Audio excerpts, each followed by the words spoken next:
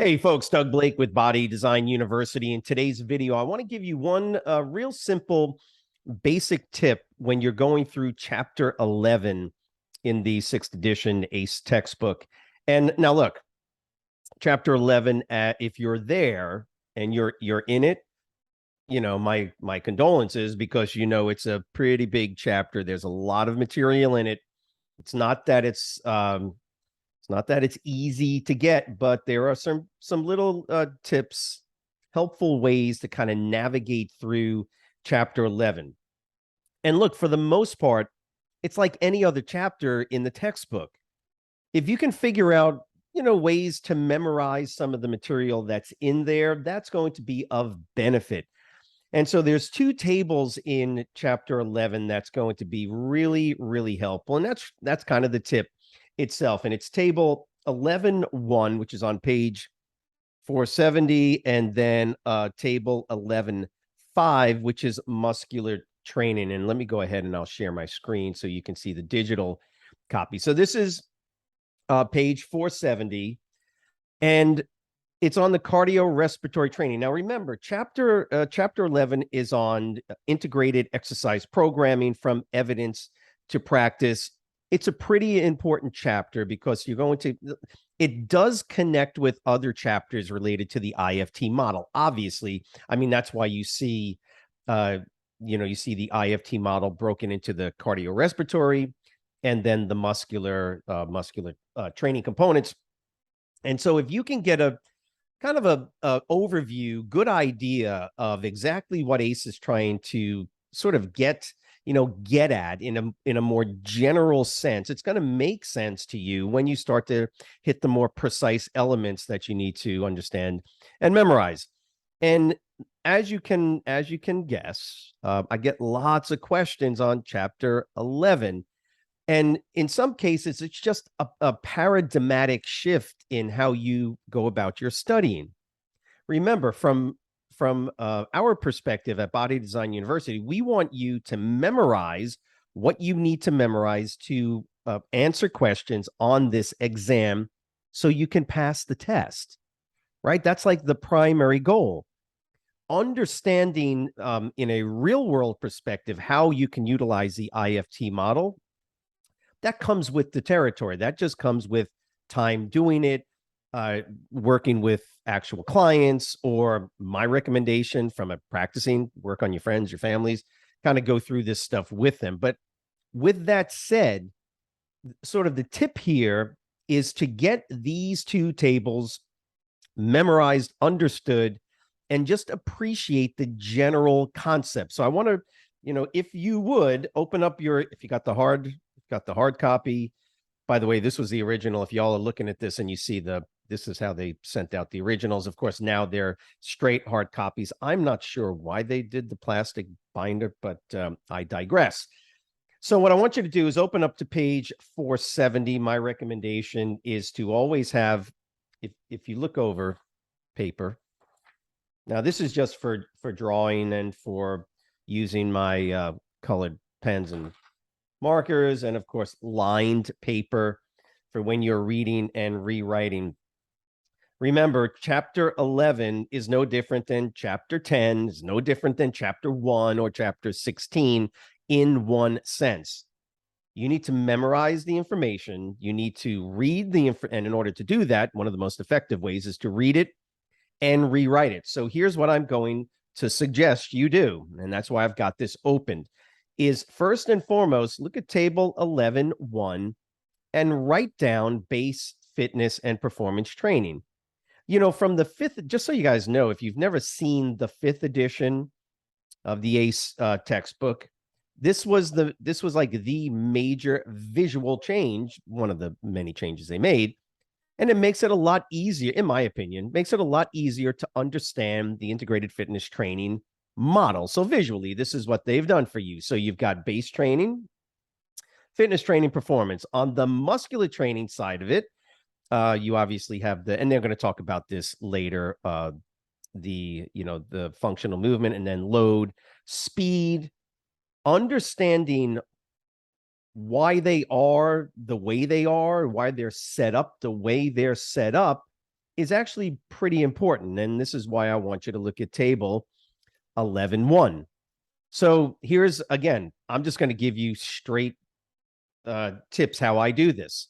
If I've got my table in front of me, I use my paper and pen. Look, reading is not studying, folks. And I'm pretty sure I say this in just about every video that I ever do. Reading is not studying. Please, please don't come back and tell me, like many students do, Doug, I study an hour a day. I study 2 hours a day. No, you don't. Actually, no, you don't. You're not studying. If what you're doing is reading and writing a flashcard once, now listen. If you're using flashcards and all you're doing is writing the flashcard, and then that's all you write, and then look at it and check the definition. Look at it and check the definition. That's just inefficient, folks. That's way inefficient. Okay. Don't do a flashcard unless you're willing to take that flashcard, crumple it up, throw it away, and do it again. The reading, rewriting it, and saying it out loud. So we say read, write, recite. Is, as far as I can tell, I mean, I'm sure there are other effective methods, but on your own, if you're not rewriting it over and over and over, you're missing out on one of the most efficient and effective forms of memorization. So what I do is I'm going to use a line pad, and just kind of go along with me here. First thing I'm going to do is write table 11.1, and I'm going to write cardio. Now, here's kind of another tip, just so you guys get this. You don't have to rewrite it exactly the way they wrote it. The editor wrote it in a way that's generally in proper English, whatever the case is. And I'll be honest with you, personally, it doesn't make a whole lot of sense. So I've got to rewrite it in my own words. And watch how I do this. If you're following along, watch what I do. And I've done this 1,000 times. Cardio. I don't write cardiorespiratory training. I write cardio training. Right. You think that's simple, right? But it can actually be helpful. Cardio training. You see me writing that. Then I write first base training. And I've got some bullet points. So all I'm going to do, and you'll notice, I like to use arrows because they kind of direct me.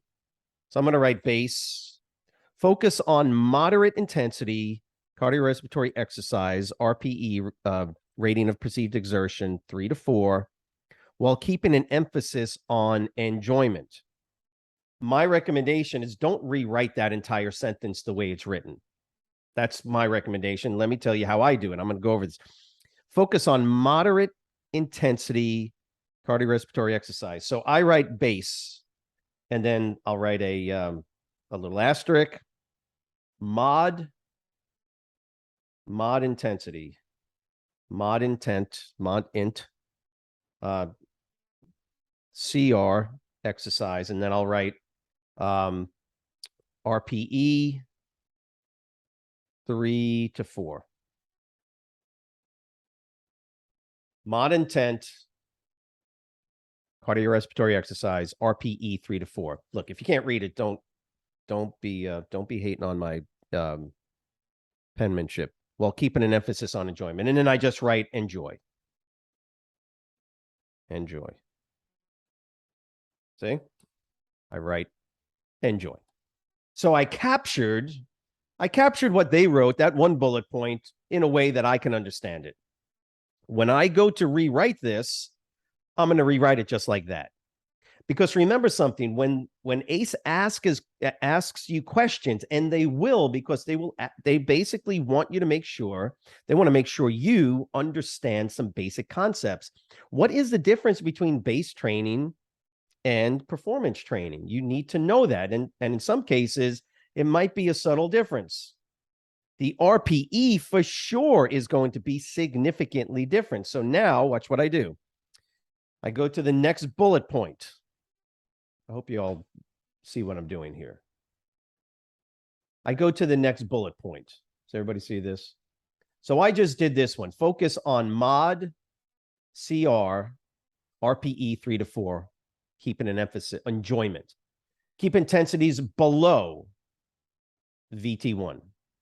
Intensity below, don't rewrite, keep intensities below the talk. No. It's really pretty straightforward. All I do is I just write another arrow less than VT1. I just summarized that bullet point. Less than VT1. Pretty straightforward. Increase duration and frequency of exercise bouts. So one of the things about base training is that you're doing it with individuals that don't have a whole lot of training experience. And in some cases, they never even worked out. Well, obviously, I'd like to get them to start training 1 day a week, twice a week, 3. You get the idea. So that one's pretty straightforward. Go from a 10-minute workout, 15-minute workout, twice a week to what? Increased duration to ultimately, where do I want to get them? You're on chapter 11. You already read this. I want to get them to like 30 minutes, right? 40 minutes, something like that. More than likely, I'm not going to get a client to train probably cardio-wise more than about 40, 45 minutes. I'd love for my clients to ultimately get to 45 minutes of cardio. Boy, that would be fantastic. But you get the idea is that when I read through this, increased duration and frequency, I do another arrow and I just use an up arrow. I can say duration, total time. Total time makes more sense to me than the word duration. Don't ask me why. Increase total time and frequency, days per week. So now, you see that total time and frequency. That's the way I would write it. Progress to fitness training when the client can complete at least 20 minutes. So there's your duration. I mean, if they do that within the first workout, it's time to move them on to the fitness training of cardiorespiratory exercise below the talk test threshold, VT1. You get the idea? Why is a person, and some folks have asked this question in a group. I don't understand why, because they'll ask you a question, where would you start this client? And they'll give you a scenario. Jane is a new client. She doesn't exercise at all and blah, blah, blah, blah, blah. And they'll give you a scenario and your goal is to determine, would you start them in base, fitness or performance training? And that gives you the criteria. So as long as they can do 20 minutes below VT1, if you want to use talk test threshold, it's VT1. There's my last arrow. Progress, I'll say go to fitness when 20 minutes at below VT1. I know you can't read that. Point is that this is the way I do it, my recommend, and you're saying, Doug, you're taking up a whole lot of paper. Yeah, guess what? I don't care about the amount of paper.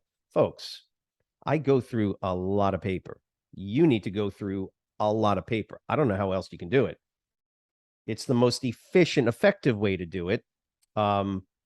Because once I'm writing it and spending time, that physicality, now I could be using colors as well and drawing my arrows with colors, which gives me some visual acuity elements that are perfect for me personally, because I'm a very visual learner. So I could do this, and that's the base training. Now I'm spending a lot more time on this, explaining it to you than you would do it on your own. Now, what does help is when you're doing this is saying it out loud. So if you're an audiological learner or you have some element of audiological learning, components in your learning style, then for sure, say it out loud. Moderate cardiorespiratory RPE 3 to 4. And then I write it down again. Make sense? Table 11.1, do the same thing with, now again, see what I did? Rewrite it again. Same exact thing. Don't highlight. ladies and gentlemen, please, highlighting is the one thing I always tell students, don't highlight. Why? Because what does highlighting do? It has you doing the same most inefficient way to absorb and retain information is by reading. Don't get me wrong. If you are that less than 0.1% of a population that you can read and you've got a photographic memory, then disregard what I just said. But for you other 99.7% of people out there, reading initiates the learning, studying, memorization process. It initiates it on its own. It is very low memorization capability. I think it's like 10% retention when you read something. But if you read it and rewrite it, it bumps up your retention rate to 35, something like that, 35%.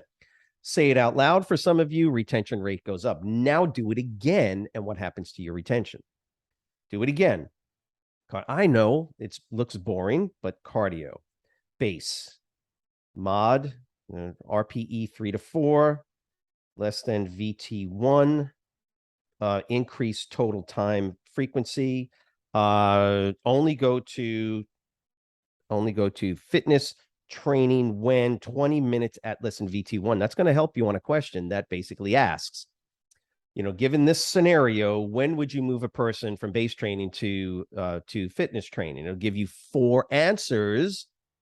You've already memorized that it's 20 minutes below VT1. And if that's one of the answers, the chances of you getting that question correct are increased. Does that make sense?